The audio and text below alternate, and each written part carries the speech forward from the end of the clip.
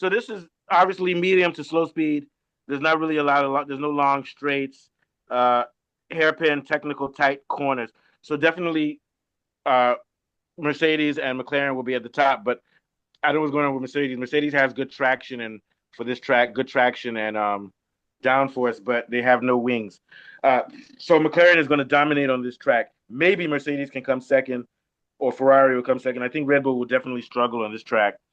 Red Bull is getting more balance and everything, but they're not ready to jump to these slow tracks. They do well on tracks like the one we just did at Spa and the track at Suzuka.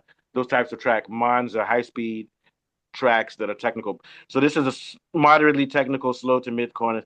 Um, it's going to be favoring Norris. Norris doesn't have to worry about his problems on high speed, but at the same time, Piastri is just as good on slow speed as he is on high speed. But I think Piastri's V style of driving will hold him back a little bit. And also, Piastri is not as good as tire management, and this is going to put a lot of wear on the brakes and on the front tires. So I'm going to give a slight, and when I say slight, I mean slight advantage to Norris. Whoever gets pole position in this race is going to win. That's the main thing. But I'm going to give a slight advantage to Norris, but don't count out Piastri on this track because Piastri is even with Norris almost on slow corners.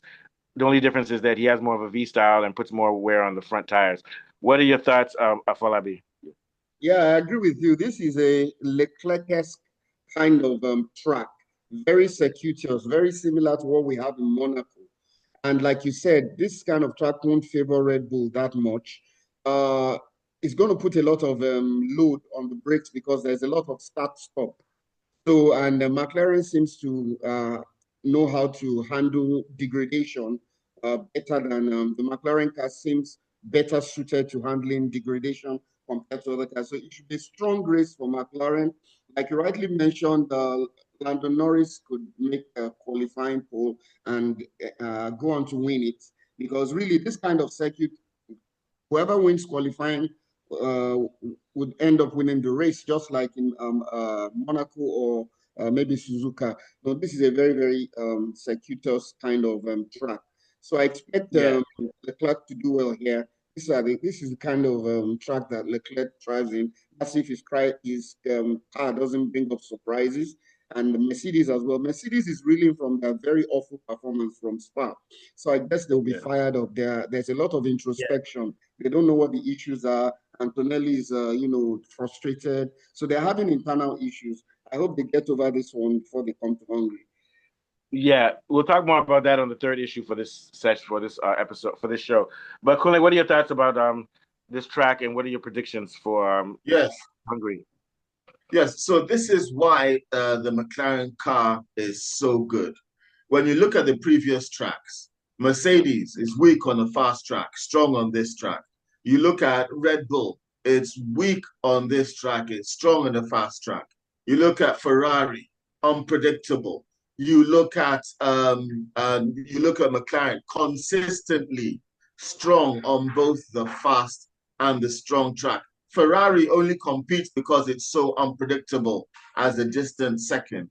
So that's what I think about this McLaren car. It is going to be a straight fight between Norris and Piastri on this track.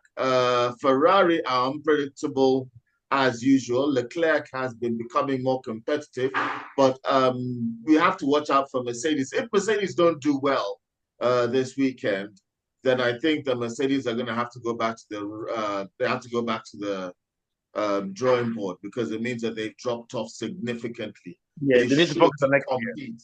Yes, they Yeah. need to compete in this race. If they're not competing in this race and they're dropping out of the first, let's say, 4, 5 positions, I think that Mercedes have got a problem that they need to solve that. Yeah. I do see. So I see Red Bull. Red Bull will struggle as usual. Verstappen will probably finish maybe fourth or fifth, or something dramatic will happen to him. I think Mercedes are going to be up there fighting with McLaren, and maybe Leclerc might come and put a cat amongst the pigeons and hustle for second or third position. Also, but don't forget about Hamilton because this track it allows for more rear stability, and Hamilton likes rear stability and braking hard, so he might do a little bit better on this. He doesn't have those high-speed corners where he's been locking out, but we'll see. Sorry, continue. Yeah, I think Hamilton's problem right now is not so much his driving and his ability, but his sync with the team, because the team seems to be using him to experiment rather a lot. I see things that Yeah, I they're don't using know him as whether a he's guinea really. pig. He's a guinea Yeah, I pig. don't really know whether he's up for that. I don't think they're being sympathetic to what his preferred And strategy I is. hear that there's some beef. I don't think this guy was being cruel. He was just telling the truth. They asked Vasseur if his lockouts were due to the car or due to him. He said, "I don't think it was the car. I think it was some slight driver error." And now everybody's getting angry. But he has to say that because he's the team principal. He can't talk bad about the car. You get my point. So he has to Yes. make a choice. But he didn't really blame Hamilton. He just said that slight errors, also the new component, the new Brembo brakes. Yeah. What are your thoughts, Mr. Johnny? Thank you, Kunle. Sorry for cutting in front. Yeah. Go ahead. Yeah, this is obviously it's going to be a straight fight between Norris and Piastri. This is it's another going to be another round of that, you know. And then I like what Kunle said, you know, about Ferrari being unpredictable. You know, if only Hamilton was used to the Ferrari by now.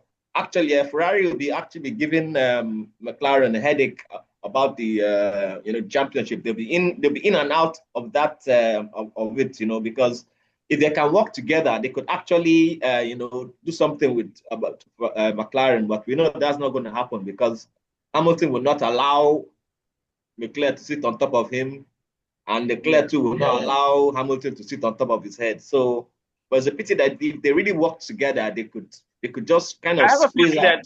that next year, whether they like it or not, they're both going to be competitive against each other next year, and Ferrari may even do it. They may even win next year. You never know because next year is an unknown variable. Sorry, go ahead. Yes, you know that one's just going to be next year. I think it's going to be like they're going to do it normal thing. Whoever gets more points at the beginning of the races, then that's going to be the top person. That's what they're going to do. I mean, Yeah, you know, team orders from yeah. from race to race. All right, yeah, Kunle, did you have any last thoughts? I know you were saying something about Hamilton before we move on to the next thing. Yeah. Well, I was saying that Hamilton is going to have issues. His issues are personality issues. I think that he's still getting his iron with the rest of this season. The best he can try to do is just try to see some kind of steady progressional improvement. I think that that's all he can hope for. I don't think he should worry himself with even getting any podiums right now. He needs to try to finish more consistently in the top five and try to mend those bridges that are being burnt within the team. The team itself also needs to be more sympathetic to him and what he wants from the car, because I do feel like the team is sort of treating him like a new boy a little bit too much, and they need to work with him and not against him. Because Leclerc, fast and good as he is, still has that accident in him. He still has that DNF in him. Every now and again, he's never gotten that out of his system ever since I've known him. He's always had one or two DNFs every season. Or as the fake British guy Cameron, the Jamaican who says he's British, he tends to have a cheeky stepping out of his back end. Yeah, you know. So let's hope that. You know what he called Leclerc the what's that French guy that never won a title? I forgot his name. Jean Alizé of F1 or something. Alizé. Jean Alizé. Alizé, the Alizé of F1. Alizé was good, but never really won anything. Yeah, that's crazy. All right, so let's go to the last thing.